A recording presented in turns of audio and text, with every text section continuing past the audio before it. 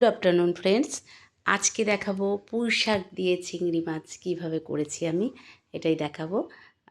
আমি যেভাবে করলাম সেটা আপনাদের দেখাচ্ছি, আপনারা কীভাবে করেন সেটা বলুন। প্রথমে চিংড়ি মাছগুলোকে আমি লাল লাল করে ভেজে নিয়েছি। এরপরে তেলের মধ্যে আমি পাঁচফোড়ন, কাঁচা লঙ্কা, পেঁয়াজ কুচি দিয়ে ভালো করে নাড়াচাড়া করে লাল লাল করে ভেজে নিয়েছি।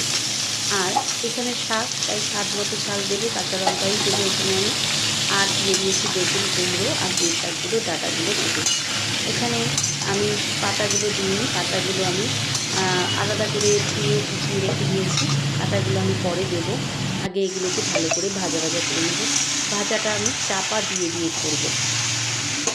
আর একটা কথা বলে দিই, অনেকেই ভাববেন আমি পুঁই শাকে কেন পেঁয়াজ দিয়েছি।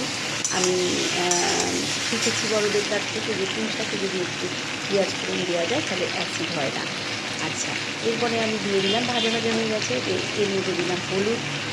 আর হলুদটা দিয়ে আমি আরেকটু ভালো করে নেড়ে একটু ভেজে ভেজে নিয়ে তারপরে আমি এর মধ্যে দেবো একটু ধনে গুঁড়ো,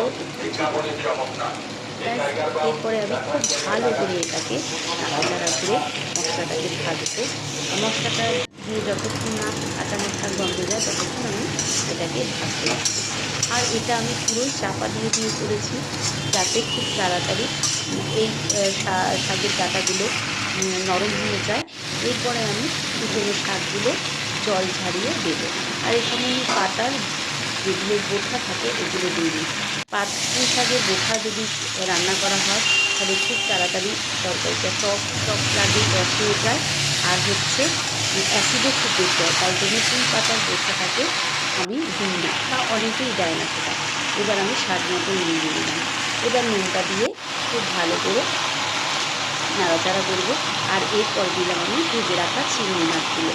ভেজে রাখা চিংড়ি মাছগুলো দিয়ে খুব ভালো করে আমি নাড়াচাড়া করে ফুটিয়ে নেবো পুরো তরকারিটার মধ্যে। আর এখানে আপনাদের প্রয়োজন হলে জল দেবেন সামান্য একটু, আর প্রয়োজন না হলে জল দেবেন না। আমি এখানে চাপা দিয়ে দিয়ে করছি, তাই খুব বেশি আমার জল দেওয়ার প্রয়োজন হয়নি। আমি বেশি করে জল দিই না, এখানে আমি 1 কাপ মতো জল দিলাম। দিয়ে আমি এটাকে স্টিমে বসিয়ে দিলাম। স্টিমটা আমি খুব কম করে দিয়েছি। আর এবারে আমার ডাঁটাগুলো সিদ্ধ হবে। সবজিগুলো মোটামুটি চাপা দিয়ে ভেজেছি, সিদ্ধ হয়েই এসেছে। এরপরে আমি চাপা দিয়ে দেবো।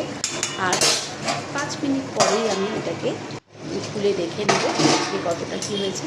আমার মোটামুটি শাক থেকে জল ছেড়েছে। আর আমি এর মধ্যে নামানোর একটু আগে স্বাদ মতো যেরকম মিষ্টি খায়, পারলে আপনারা মিষ্টিটা দিতেও পারেন, নাও পারেন। আমি শাক চচ্চড়িতে একটু মিষ্টি দিই, আমি এখানে সামান্য একটু মিষ্টি দিলাম। মিষ্টি দিয়ে নাড়াচাড়া করে নামিয়ে নিলাম। জলগুলো আমার পুরো শুকিয়ে গেছে, হয়ে গেল আমার রেডি।